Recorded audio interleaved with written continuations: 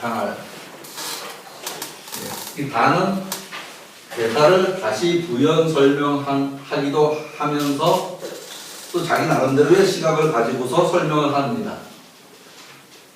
그리고 10익은 모두 공자님이 썼다고 우리는 배우고 뭐 그랬지만 글로 봐서 제가 그냥 개인적인 생각에는 누가 썼는지는 모르겠다입니다. 누가 썼는지는. 왜냐하면 각 글들의 문체 자체도 달라니까 글 쓴 사람이 어떤 사람은 뭐 아주 미려하게 쓰고 어떤 사람은 거칠게 쓰고 이런 거 있잖아요.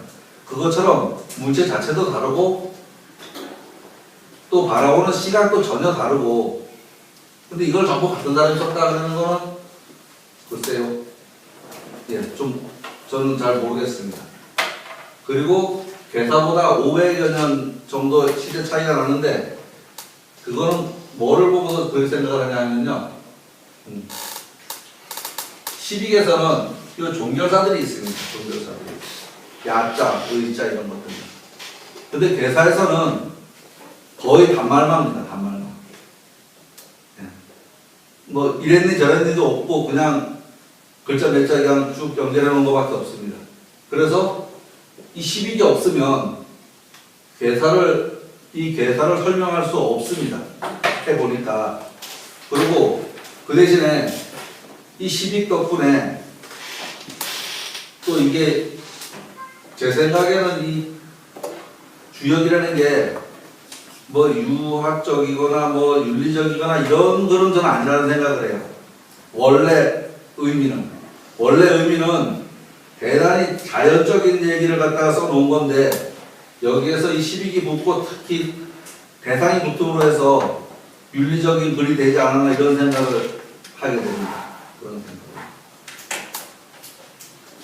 단알. 환형은 단에서 말하기를 환이 형통하다고 하는 것, 그 말은 무슨 소리냐? 강내이 불궁하고 강이 오는데 궁색하지 않고 다하지 않고 유득이요 외의 상동할세라. 유가 밖에서 미와 함께 하는 것이다. 이렇게 이제 괴효의 내용들에 대해서 말을 하고 있습니다. 다음 이제 왕격유명은 왕이 묘에 이르러 왔다, 사당에 이르러 왔다고 하는 말은 무슨 말이냐? 왕내 제중이라. 왕이 이에 중을 잡은 것이다. 중에 있는 것이다. 중용된 행동이다. 그것이 옳은 행동이다. 그런 소리입니다. 이 중은. 그 다음 이석대천은 대천을 건너는 것이 이롭다고 하는 것은 승목하야 유공례라. 나무를 타고서 공을 이룹니다. 여기서 나무는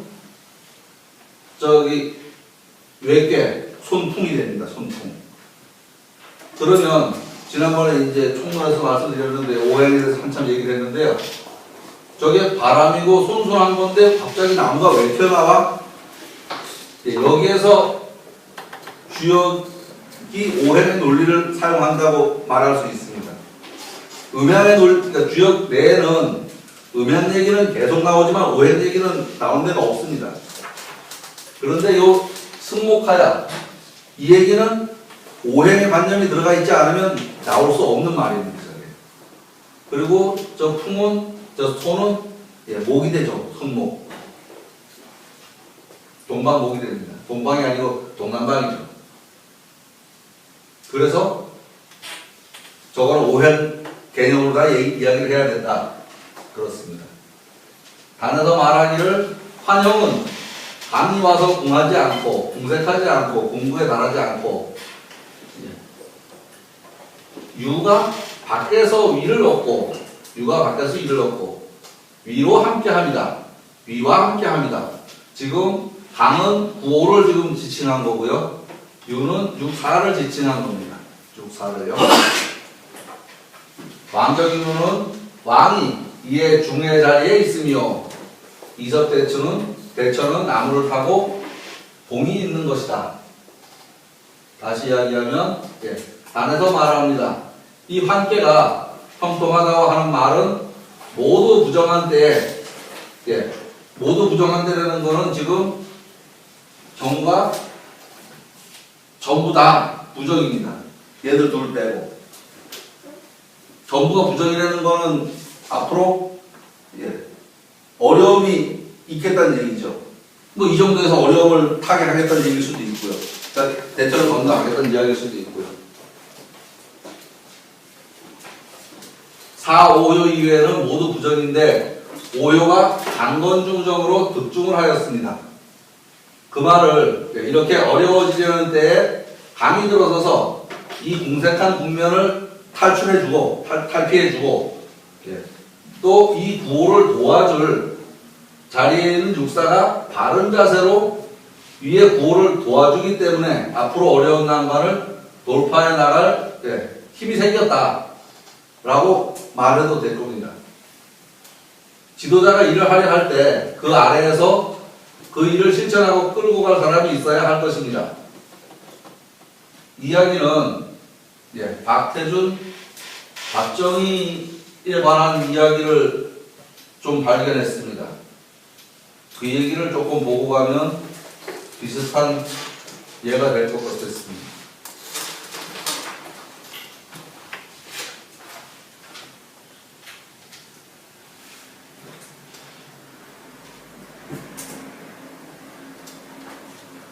호철이 박태준 대장이 다 만든 거 아니에요, 그죠? 그 얘기 좀 이게 보면 좀 읽어보면요, 양이가 많지 않습니다.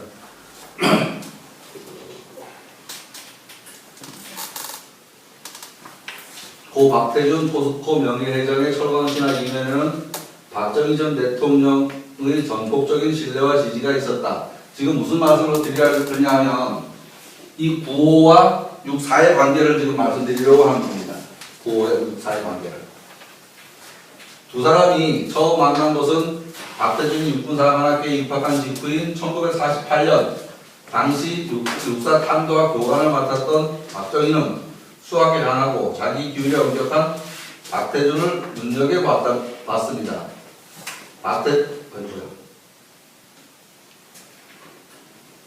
박태준의 졸업을 끝으로 헤어졌던 두 사람은 10여 년이 지난 후에 다시 만났습니다. 박태준이 육군본부 인사과장으로 근무하던 시절이었습니다. 박정희는 박태준에게 제2군수기지 사령관으로 발령을 받았는데 참모장으로 도와달라고 요청했고 박태준은 망설임 없이 그를 따랐습니다. 강한 자제력, 완벽주의, 직선적 성격 등 여러 면에서 닮은 꼴이었던 두 사람은 이 시기에 두터운 친분을 쌓게 되었습니다. 이런 일도 있었습니다. 이군수 사령관 박정희가 박태준을 시험하기 위해 박태준에게 다음날 아침 군수본부 장비계획을 보고하게 한 뒤 부하들을 시켜 그날 밤 박태준에게 술을 잔뜩 먹였습니다. 그러나 말소리였던 박태준은 박정희의 부하들이 만취에 모두 귀가할 때까지 자리를 지킨 뒤 밤을 새워 보고서를 작성하고 다음날 아침 약속한 시간에 사령관실에서 박정희를 기다렸다가 사진없이 보고를 올렸습니다. 당시 박정희는 박태준을 무쇠덩어리라고 부르면서 만족했던 것으로 전해집니다. 61년 5.16 부사정전을 준비하던 박정희는 박태준에게 이렇게 말했습니다. 인자는 일에 참여하지 말고 일이 잘못되면 내 식구들이나 좀 돌봐줘. 박태준에 대한 박정희의 신뢰가 드러나는 대목. 그러나 박태준은 5.16 당시 박정희의 지시를 어기고 박정희 세력의 지휘부에 불쑥 합류함으로써 박정희의 지시를 어겼습니다. 군사정부 수립과 함께 박종규, 김종필 등 모든 측근이 정치권으로 나갔지만 박태준은 기업체로 나갔습니다.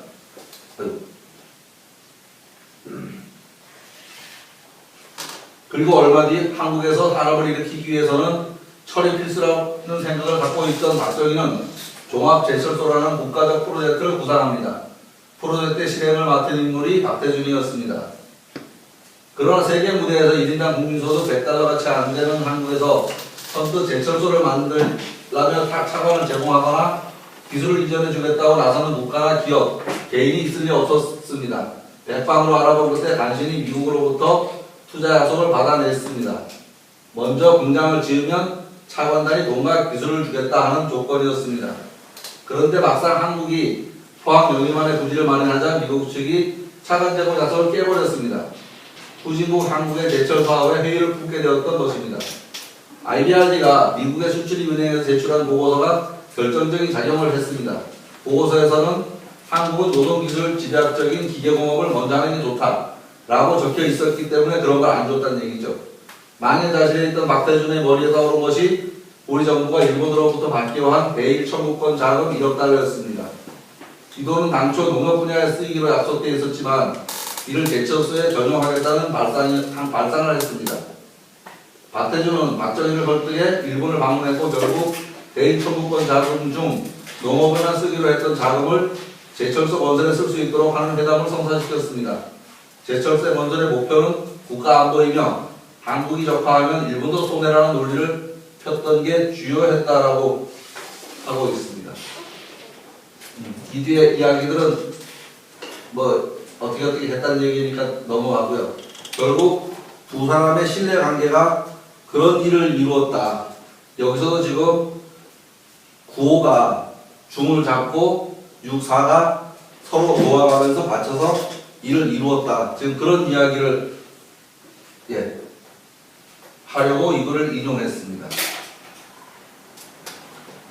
왕이 종묘에서 정성을 잃는다고 하는 말은 지도자가 중정을 얻었다. 중정을 얻었다는 말은 힘을 얻었다. 추진력을 가졌다. 하는 말입니다. 이섭대처는 난관을 극복할 만하다. 라는 말로 이야기할 수 있습니다. 그러니까 구호가 육사를 얻었기 때문에 이름이 자기가 뭔가 이루려는 것을 이루었다. 이렇게 생각을 해도 될 겁니다. 그런데 이런 난관을 극복하는 데는 무엇으로 하는가? 결국 승목하면 직역을 하면 나무를 파면 결과가 있을 것이다. 이렇게 말을 합니다. 그러면 승목은 또 무엇인가에 대해서 또 생각을 해야 됩니다. 과거의 이 주력시대에는 모든 기계 기구라는 것은 나무로 제작되었습니다. 철기로 된 건 아니죠. 지금은 기계 기구라는 것은 다 쇠로 된 겁니다. 그러면 지금 이것을 해석하는데 나무가 어쩌고 하면 말이 안 됩니다. 나무가 어쩌고 하면. 저 목을 기계 기구다. 지금으로 치면 선발이고 자동차고 공장 돌아가는 기계고 이렇게 생각을 해야 됩니다. 기계, 과학기술이라고 생각하면 아마 될 겁니다. 결국 유토피아, 다른 세상을 만나는 데는 연구하고 노력하고 과학기술로 지금의 난관을 극복할 수 있다 라고 생각하면 다르지 않을 겁니다.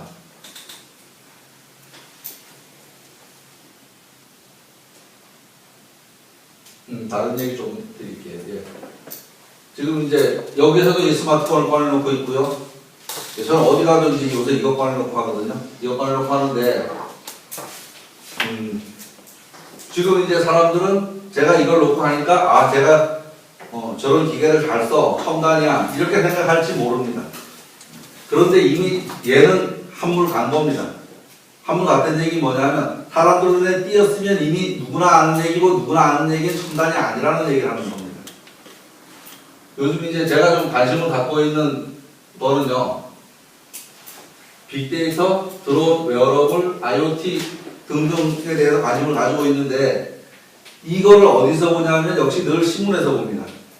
신문에서 보는데 어떤 분들은 같은 신문을 봐도 이런 내용이 눈에 안 들어옵니다. 왜? 뭔지 모르기 때문에. 제가 스포츠를 전혀 몰라요. 그래서 신문을 봐도 스포츠면은 봐도 모르고 안 봐도 모릅니다. 그거하고 똑같습니다. 아직 일반 사람들에게는 저런 것들이 개념조차 생소한 분야입니다. 누구죠? 소련 가서 우주인 되려다가 못된 남자요. 여자는 갖고 남자. 걔가 그걸 못하고서 미국 유학 갔다 와서 3D 프린터를 제작한다고 얘기를 했었거든요. 지금 제작했는지 어쨌는지 모르겠는데. 근데 그때 그 사람이 그걸 할 때 제 눈에도 저기 뭐 하는 거야 이랬어요. 고산. 청계천인가 어디다가 사무실 차려가지고 한다고 그런 얘기가 있었어요.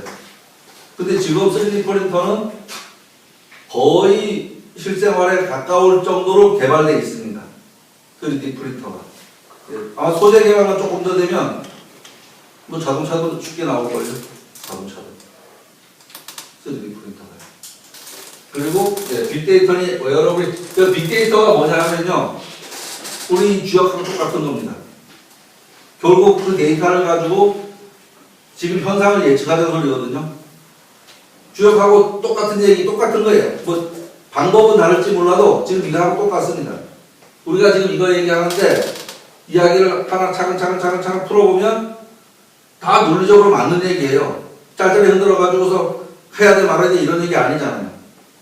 지금 빅데이터라는 거는 많은 현상들을 데이터화해놓고 그것을 다시 분석해서 그 안에서 어떤 사실을 알아보자. 그런 얘기거든요.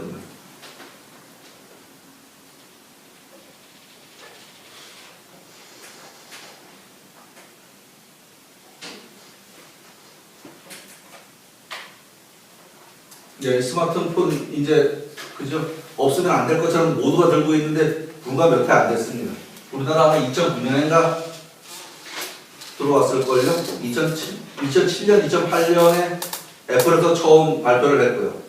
1년 동안 빗장 걸어놨다가 삼성에서 만들면서 빗장을 열었죠. 빗장. 불과 얼마 안 된 기계인데 지금은 아마 기계 중에서 제일 빨리 보급된 게 이거거든요. TV, 냉장고 보급되는데 무진장한 시간이 걸렸는데 불과 4, 5년 사이에 아마 이 핸드폰이 요즘 냉장고 좀 비싸졌지만 냉장고가 맘먹을 텐데 이걸 손에 한 사람 앞에 하나씩 다 들고 있을 때는 거는 그 TV 팔릴 적에 냉장고 팔릴 적 생각하면 말도 안 되는 거죠. 말도 안 되는 게 지금 개인들 손에 보급이 된 겁니다. 지금 이 목도라는 거를 다시 한번 이제 이야기해 보겠습니다.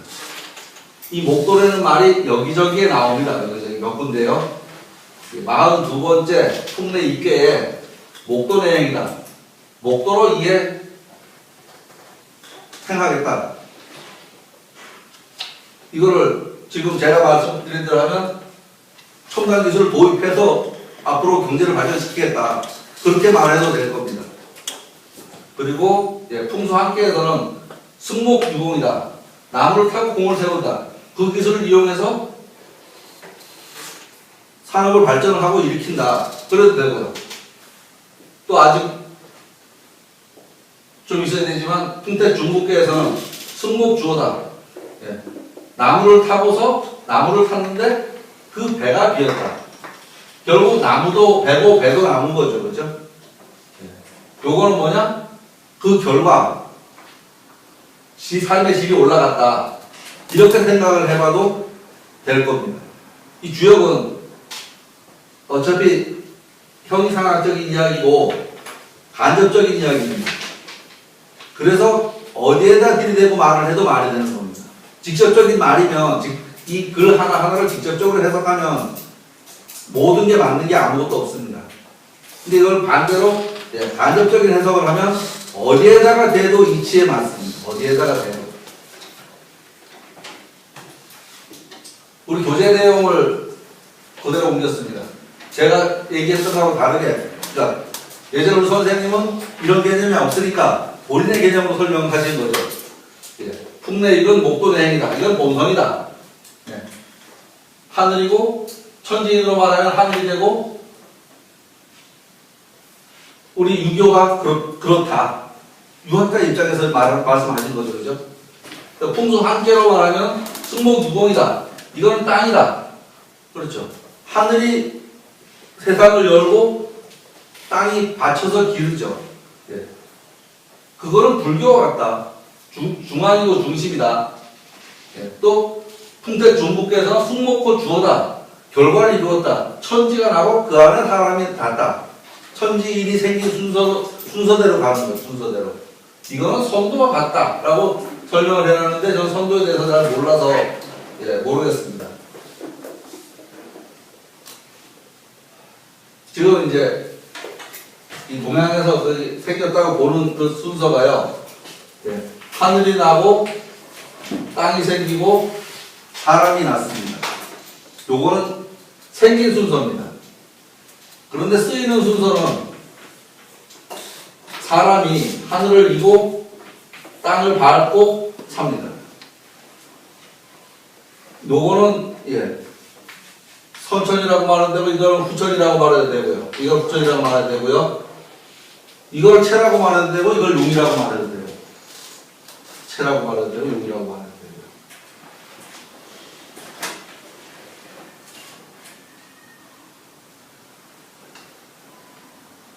되고요. 이거는 글을 읽으면서 제 느낌을 적어놓은 겁니다. 주역이 참 이상한 글입니다. 주역은 한 사람이 앞에서 한 입으로 말을 해도 듣는 사람 귀에 따라서 다르게 들리는 글입니다. 사전 지식과 배경 지식에 따라서 주역의 내용이 다르게 들립니다. 그 다르게 들리는 게 복의 정상입니다. 그게. 주역은 이치를 말하고 있기 때문인데 이거를 직설적으로 해석을 하면 말이 안 됩니다. 그러니까 직설적으로 해석을 하는 학자들이 하는 소리가 주역은 저물친 기록인데 그때 나온 대로 적어놓은 거야 이렇게 말하는 겁니다. 당연히 그럼 그 사람은 틀린 거죠. 저물친 기록이라고 말하는 제가 보기에는 저물친 기록 아닙니다. 내용을 정교하게 비유를 들어서 말을 하는 거지. 저물친 기록이 아무렇게나 짤짤이 흔들어 나오는 거를 적어놨는데 이렇게 논리가 맞는다? 말이 안 됩니다. 그리고 이제 주역이요. 의사의 귀에는 의학으로 들리고 천문학자의 귀에는 천문학으로 들리고 유학자의 귀에는 인간 윤리적인 내용으로 들립니다. 배경 지식에 따라서 이 내용이 다르게 들립니다. 그래서 처음 오시는 분도 들을 게 있고 10년을 하고서도 혼자 연구하는 것보다는 같이 연구하는 게 훨씬 이득입니다. 제 생각에는 제가 선생님의 말을 그대로 옮기진 않습니다. 지금. 그대로 옮기진 않으니까 또 선생님 때 들으셨던 분들도 들어보면 또 이렇게 생각해도 되겠네 하는 게 나올 겁니다.